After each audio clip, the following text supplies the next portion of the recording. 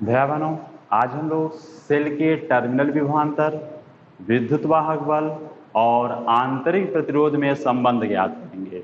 तो सेल का जो टर्मिनल विभवांतर है उसको V से रिप्रेजेंट किया जाता है, विद्युत वाहक बल को E से और सेल का आंतरिक प्रतिरोध R। तो हमें V, E और R में संबंध ज्ञात करना है। तो इसके लिए हम लोगों ने क्या किया कि एक सर्किट डायग्राम बनाया। यहाँ पर एक सेल है जिसका विद्युत वाहक बल E है, उसका आंतरिक प्रतिरोध स्मॉल r है। इसके सीरीज में एक कुंजी की सहायता से एक बाह्य प्रतिरोध R को जोड़ा गया है और सीरीज में ही एमीटर जोड़ा गया है जिसकी सहायता से इसमें बहने वाली धारा का मान ज्ञात किया जाएगा और समांतर क्रम में एक वोल्ट मीटर जोड़ दिया गया है। जब कुंजी को हम जोड़ेंगे तो उस स्थिति में ऑन करेंगे तो इसमें बहने वाली जो धारा है मान लेते हैं I बह रही है। अब देखिए, अगर इसमें बहने वाली जो वैद्युत धारा है वह I t समय के लिए प्रवाहित हो तो t समय में प्रवाहित आवेश को यदि हम q माने तो q बराबर क्या हो जाएगा, I t। ठीक है। अब देखिए, तो वैद्युत सेल के द्वारा जो ऊर्जा दी गई है या दूसरे में कहें कि वैद्युत सेल के द्वारा जो किया गया कार्य है वह कितना होगा। हम लोग जानते हैं कि विद्युत वाहक बल E बराबर W/Q होता है, तो किया गया कार्य W बराबर कितना हो जाएगा, E इंटू Q हो जाएगा। अब ध्यान दें, Q के जगह पर हम लोग क्या रख सकते हैं, IT। इस तरह से जो कुल किया गया कार्य है Q आवेश को प्रवाहित करने में वह W बराबर कितना प्राप्त हुआ, EIT। अब देखिए, सेल के बाहर जो हमने प्रतिरोध R लगाया है उसके सिरों के बीच का विभवांतर यदि हम लोग V माने तो वैद्युत सेल के बाहर जो किया गया कार्य है W बाह्य वह कितना होगा। तो बाहर का जो देखिए विद्युत वाहक बल के यहाँ पर हम लोग यहाँ पे क्या लेंगे, V टर्मिनल विभवांतर, V बहने वाली धारा I यहाँ भी है और t समय के लिए प्रवाहित किया गया है। तो W बाह्य बराबर क्या आ जाएगा, VIT। इसी से तुलनात्मक रूप में हम इसे लिख सकते हैं। अब देखिए, सेल का जो आंतरिक प्रतिरोध है स्मॉल r, तो परिपथ में बहने वाली धारा I जो बह रही है तो वैद्युत सेल के भीतर वैद्युत अपघट्ट में विभव पतन इसके कारण जो होगा वह, अगर हम लोग यह मान लें कि सेल के भीतर जो विभव पतन हो रहा है उसको V डैश माने तो V डैश बराबर क्या होगा, I और प्रतिरोध कितना है R, V equal to IR से। तो सेल के भीतर जो विभव पतन हो रहा है, विभव ड्रॉप हो रहा है, उसको V डैश माने तो V डैश बराबर IR। अब देखिए, इस तरह से सेल के भीतर जो किया गया कार्य है आंतरिक कार्य, तो W आंतरिक क्या हो जाएगा, विभवांतर कितना है अंदर, V डैश, धारा कितनी बह रही है I, कितने समय तक, t समय तक। अब V डैश का मान हम लोग ये रख दें IR, तो V डैश का मान रख देंगे I small r into IT, तो ये हो जाएगा I स्क्वायर RT। इस तरह से हो जाएगा। अब देखिए, आपके मन में आता होगा कि चलो इसकी जगह पे भी तो रख दें V इक्वल टू कैप, जो हमारा टर्मिनल विभवांतर है V, धारा I और प्रतिरोध कितना है R, तो इसके जगह पर भी हम ये रख दें V equal to I capital R। लेकिन ध्यान दें, हमें संबंध किसके बीच निकालना है, टर्मिनल विभवांतर, विद्युत वाहक बल और आंतरिक प्रतिरोध के बीच। जिस कारण से हम इस V, यहाँ पर V का मान हम लोग नहीं रख रहे हैं। ठीक है, आगे जब हमको निकालना होगा, धारा निकालना होगा, तो उस स्थिति में हम लोग V का मान रखेंगे। अभी बस इतना ध्यान दें कि हमें किसके भी संबंध याद करना था, तो विद्युत के जो इसका विद्युत वाहक बल है, टर्मिनल विभवांतर है और आंतरिक प्रतिरोध, तो ये सारी चीजें हमें मिल जाएं, उसके बाद तब इनमें हम संबंध हम याद कर सकते हैं। अब आप चाहे जानते हैं कि ऊर्जा संरक्षण के जो नियम से कुल किया गया जो कार्य है वह कितना हो जाएगा। देखिए, किया गया कुल कार्य किसके बराबर होगा, देखिए अंदर किया गया कार्य प्लस बाहर। तो इस तरह से इसको हम ऐसे लिख सकते हैं, W बाह्य प्लस W आंतरिक, टोटल कार्य यही ना होगा। तो इस तरह से W बाह्य बराबर कितना हो गया, VIT, और आंतरिक कितना हो गया, I स्क्वायर स्मॉल RT, और टोटल कार्य W बराबर कितना है, EIT।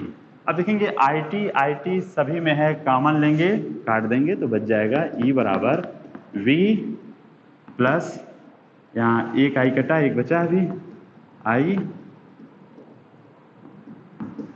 R।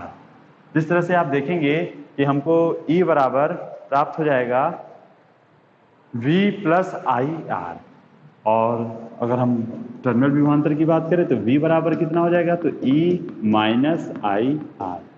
इससे क्या स्पष्ट हो रहा है कि जो हमारा टर्मिनल विभवांतर है वह विद्युत वाहक बल से कम है।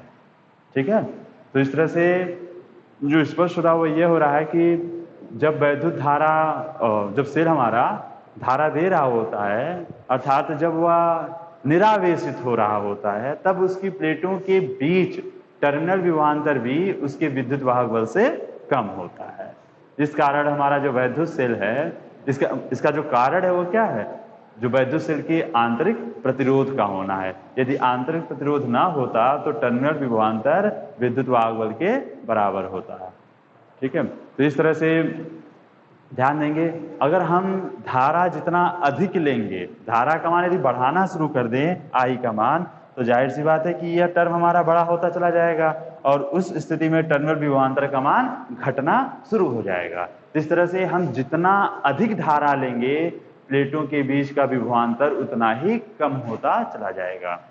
तो हम लोग इससे क्या निष्कर्ष निकालते हैं कि जो विद्युत वाहक बल है किसी भी सेल का, वह उसकी अपनी विशेषता है कि ठीक है, इसका विद्युत वाहक बल 2 वोल्ट है, 3 वोल्ट है, 4 वोल्ट है, जितना है, तथा इसका मान स्थिर होता है एक सेल के लिए। लेकिन जो टर्मिनल विभवांतर है, वो टर्मिनल विभवांतर का मान वैद्युत सेल से अधिक धारा लेने पे घटता जाता है। जैसे जैसे हम धारा अधिक लेते जाएंगे, टर्मिनल विभवांतर का मान हमारा घटता जाएगा। धारा का मान बढ़ाएंगे तो टर्मिनल विभवांतर का मान घटता चला जाता है। ठीक है, इस तरह से यदि हम परिपथ को ओपन कर दें, कुंजी हम निकाल देते हैं, तो धारा इसमें नहीं बहेगी। जब धारा नहीं बहेगी, धारा I बराबर 0, जब I बराबर 0 तो V बराबर E हो जाएगा। अर्थात जो खुला परिपथ यदि है तो उस स्थिति में सेल की प्लेटों के बीच जो टर्मिनल विभवांतर होता है वह सेल के विद्युत वाहक बल के बराबर होता है। तो अब ध्यान दें, ये तो हमारा जो संबंध था V, E और R के बीच। अब यदि हमसे यह कहा जाए कि सेल का आंतरिक प्रतिरोध R ज्ञात करिए, तो उस स्थिति में क्या होगा, तो ध्यान देंगे कि हमने जो यह मान ज्ञात किया है V बराबर E माइनस आई आर। ठीक है, तो इससे अगर हम लोग देखें तो पक्षांतर कर दें तो एक मिनट किए आई आर को इधर रख लें तो आई आर बराबर E माइनस V हो जाएगा। ठीक है, और R बराबर क्या हो जाएगा, तो E माइनस V अपान आई। ठीक है, अब देखिए इसमें हम लोग क्या करें कि जो V का मान है उसे ले लें, तो कैपिटल V बराबर टर्मिनल विभवांतर V बराबर I और प्रतिरोध कितना है R। बाहर का जो विभवांतर हम लोग कर रहे हैं R के सिरों के बीच का विभवांतर जिसे V हम लोग लिए थे, तो प्रतिरोध कितना है R है, तो V बराबर IR। वह मान यहाँ पे हम लोग रख सकते हैं। तो वह मान रख देंगे तो हमें क्या होगा कि इसमें ध्यान देंगे भी कि हम लोग या तो ऐसे करें कि ये जो I है, I का मान यहाँ से रखते हैं, I बराबर V अपान R। तब देखिए क्या होता है, R बराबर हो जाएगा हमारा E minus V upon I की जगह पर हम लोग रख दें V अपान R। ठीक है, देखिए हम लोग V की जगह पर मान ना रख के I का मान हम लोग इसलिए रख दे रहे हैं क्योंकि अगर V का मान हम लोग रख देंगे V बराबर IR, तो ये जो संबंध होगा वह विद्युत वाहक बल और धारा के बीच आ जाएगी। लेकिन हम लोग जो संबंध ज्ञात करना चाह रहे हैं कि वह हमारे विद्युत वाहक बल और टर्मिनल विभवांतर के बीच हो। ठीक है, इसलिए टर्मिनल विभवांतर का मान ना रख के धारा का मान रख रहे हैं। ठीक है, अब देखिए होगा क्या, बटे के बटे में R है ना, तो R कहाँ चला जाएगा, ऊपर चला जाएगा, तो R और E माइनस V अपान V हो जाएगा।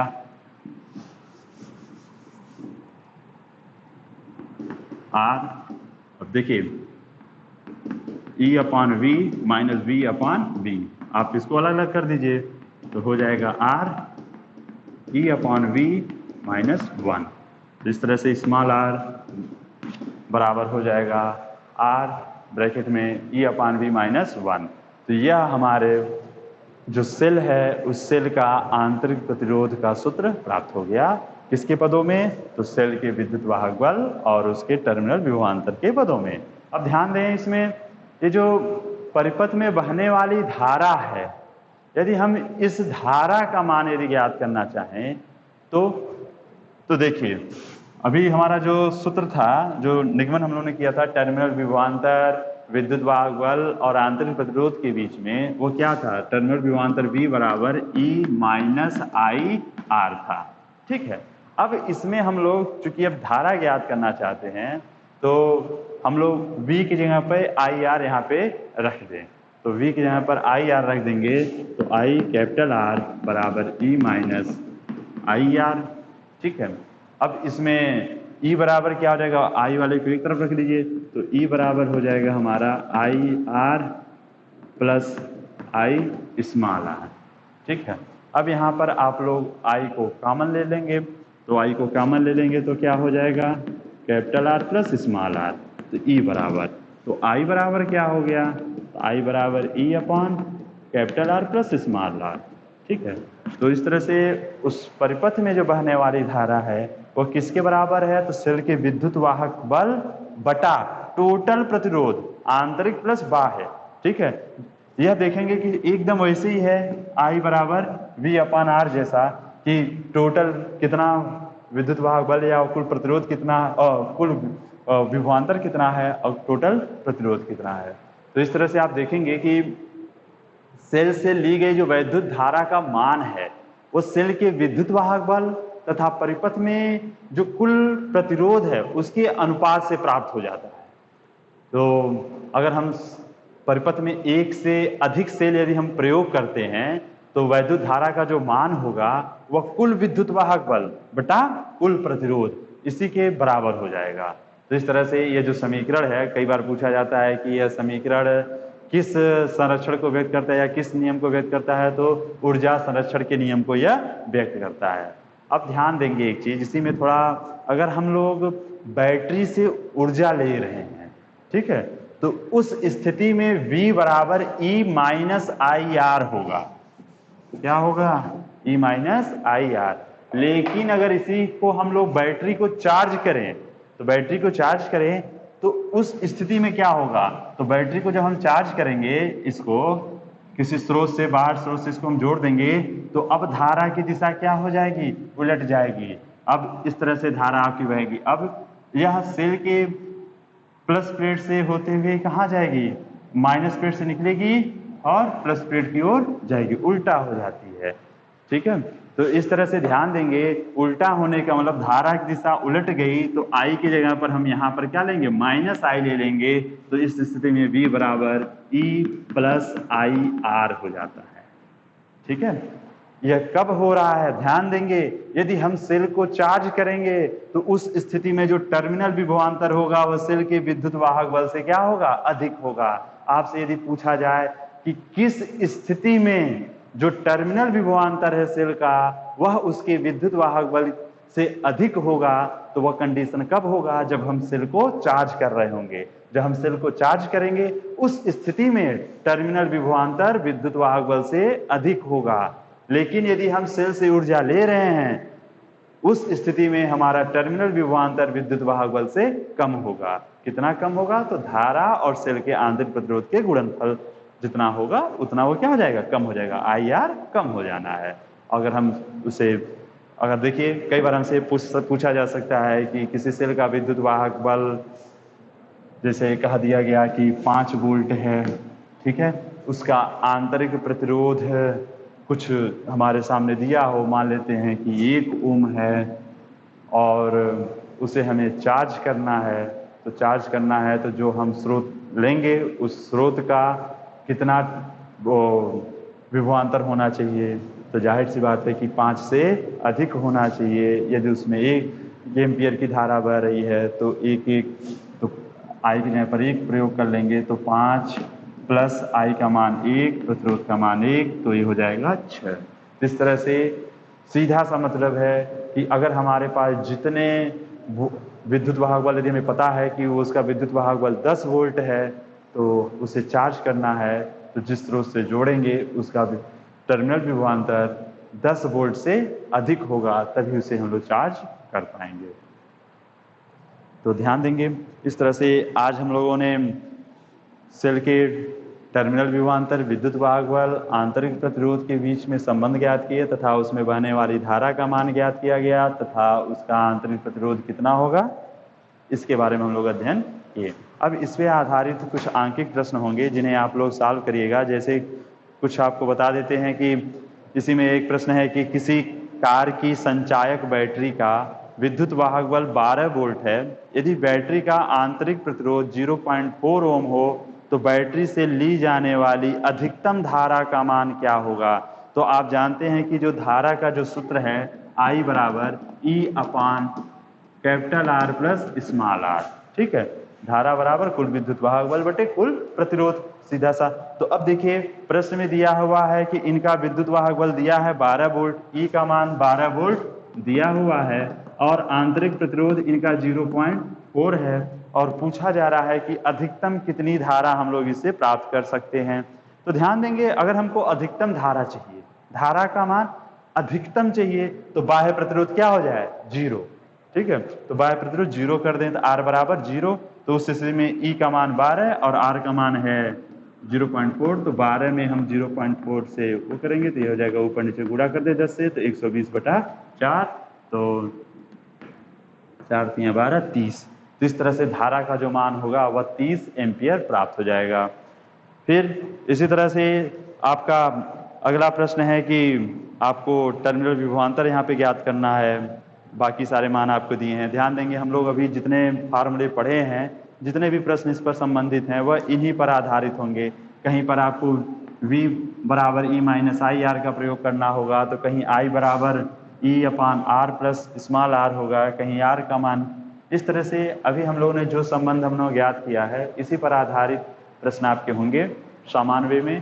तो आप क्या करेंगे, पहले इसको एक बार स्वयं इनका संबंध ज्ञात करिएगा और इन फार्मूलों को याद कर लीजिएगा। उसके बाद जितने आंकिक प्रश्न हैं उसे सॉल्व करिए। जहां समस्या आएगी उसे बताइएगा, उसका समाधान किया जाएगा।